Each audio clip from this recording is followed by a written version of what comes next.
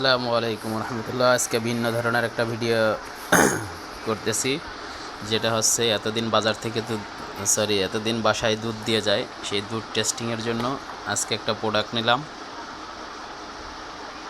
এই প্রোডাক্টটা এখন পাইছি, এখন চেক চলতেছে।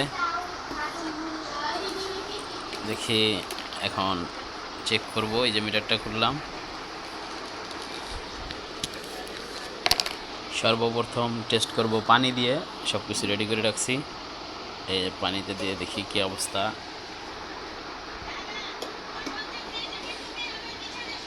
এখানে মগটা ছোট হয়ে গেছে, যাক ডাইরেক্ট দুধের ভিতরেই চলে যায়।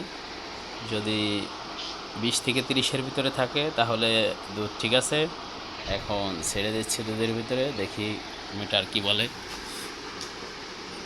দুধের ঘনত্বটা কি বলে দেখি। এখন স্থির হয়নি, তবে হ্যাঁ মনে হচ্ছে না দুধটা ঠিক আছে।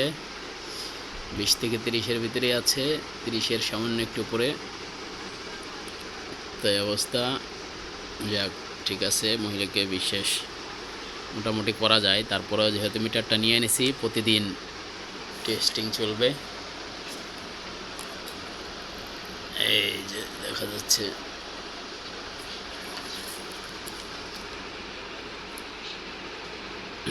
সবাই ভালো থাকেন, সুস্থ থাকেন, আল্লাহ হাফেজ।